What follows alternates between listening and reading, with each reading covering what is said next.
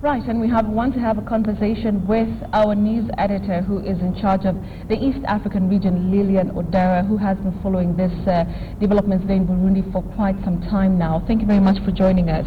Thank you, Betty. I think the bigger question is, has the world done enough for Burundi? Right now, of course, we're seeing the UN Security Council meeting today, but this has been going on for too long. Actually, Betty, this is a conversation that we have had for a long time, and really, like you said, the right question is the international community doing enough? We are hearing reports every day of Burundians being killed. In just within a span of a week. You hear reports of a police crackdown, about 100 people dead. By yesterday, the end, President Nkurunzinza had given an ultimatum, basically for a 7-day ultimatum for disarmament, which expired yesterday. As of today, we are witnessing scenes where police are actually going door to door. We are told in northern part of Bujumbura, police are actually going on a door-to-door campaign to flush out, and it's believed that this operation is currently going on in an opposition stronghold. So we are seeing heavy security, very serious security operation in Bujumbura. Like you said, again, the bigger question is, what is the international community doing?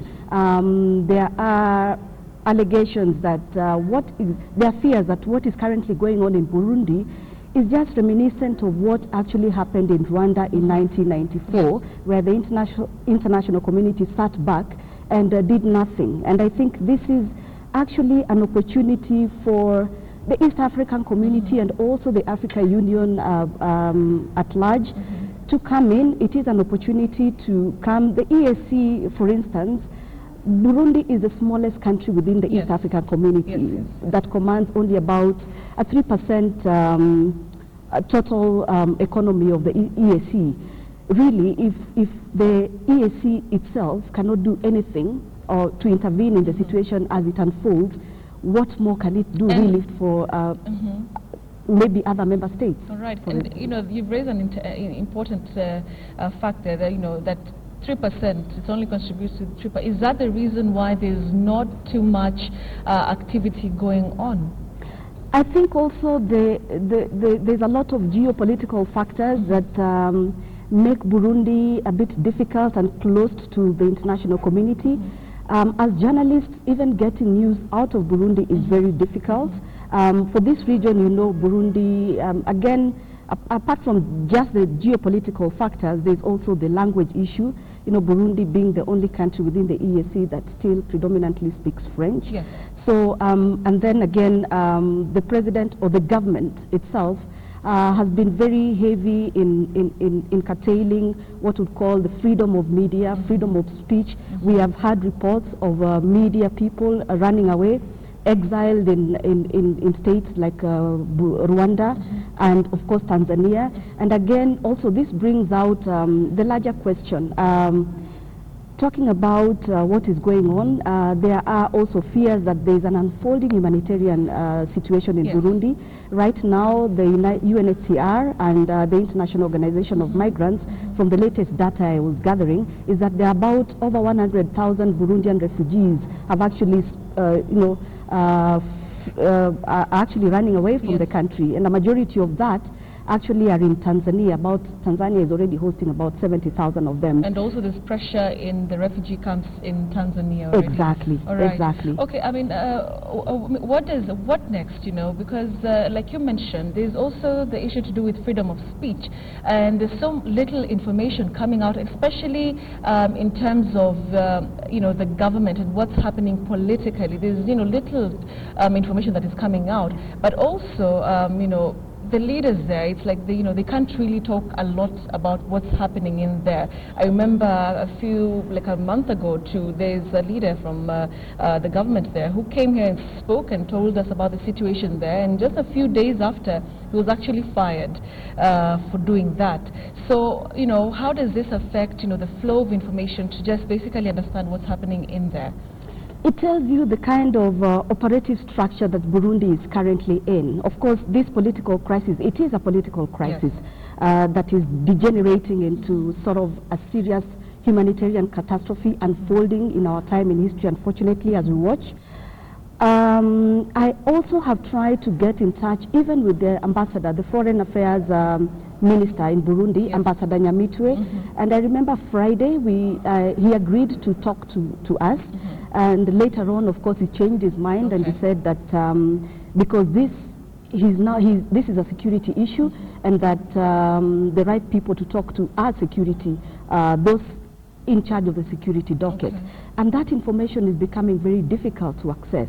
I do know that over the weekend, for instance, the president of the neighboring Rwanda, Kagame, actually yesterday, came out very strongly to say what is going on in Burundi is that the government is clearly, those in leadership, are carrying out massacres of its own people. And I think this is also another time, another opportunity to look at the bigger picture, what exactly is going on. Like I said, it should go beyond rhetoric, you know, holding UN Security Council meetings. I know the AU leaders are supposed to meet today to discuss the humanitarian crisis, but it should go beyond that and move into action. I believe right now this is an opportunity, for instance, for the Africa Union. This could be the biggest test, first test, that the Africa Union standby force, the ASF, this is an opportunity for it, or for the Africa Union, to make very deliberate decisions and expedite the training of this force, because I believe that this could be the first opportunity for this force to intervene. I know the force is currently training in South Africa, and this could actually be the first major opportunity for the AU, the Africa Standby Force, to be able to intervene in a crisis like what we are seeing in Burundi. All right, let's talk about regional leaders. What part can they play, to kind of like rein in on Pierre Nkurunzinza? Do they have any power or anything that they can do as, heads of state to rein in on him? I think the international community, for instance, I call it, this is more of an EAC domestic matter, and I want to believe that the EAC had an opportunity that I believe it should have been able to put this issue, to intervene and put this issue to a stop even before the elections. But that opportunity was lost. Again, and it was lost because? Exactly, because of the bigger political factors at play. We do realize that most of our leaders within the East African community are possibly also grappling with the challenges of the same issue of third term, extending presidential rule. And so this is a bigger political issue and a political debate that I think the region needs to get into. Right now, of course, we are also seeing a near sort of similar situation in Rwanda, where, of course, the country is almost moving towards agreeing to extend President Kagame's term. Uganda going through the same. President Museveni is currently going to contest for his fourth term. And this issue of longer presidential term limits really should be a matter of discussion within the region, because possibly that's the reason why the leaders, the EAC leaders, are not really coming out very assertively to stamp the authority and rein in on a renegade member state, for instance, because all of them seem to be looking at the bigger political picture that they want to stay on, hold on to power despite the wish of the majority of the electorate.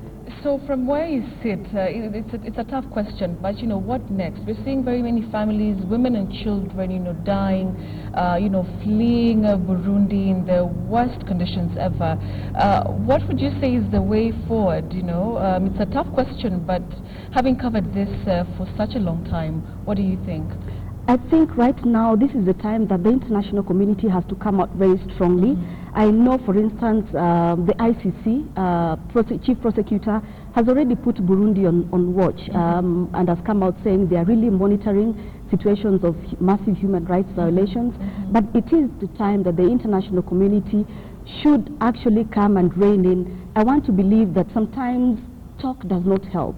But what we are seeing happening in Burundi, I want to believe it is that moment where use of force should actually be allowed. And I want to hope that the UN Security Council sitting this afternoon, we should be able to hear some concrete resolutions coming out of it, in terms of a clear roadmap of how to intervene in the situation, because what we are witnessing, it is the ordinary Burundian that is suffering. Women, children, professionals cannot conduct their business, people are running out of the country.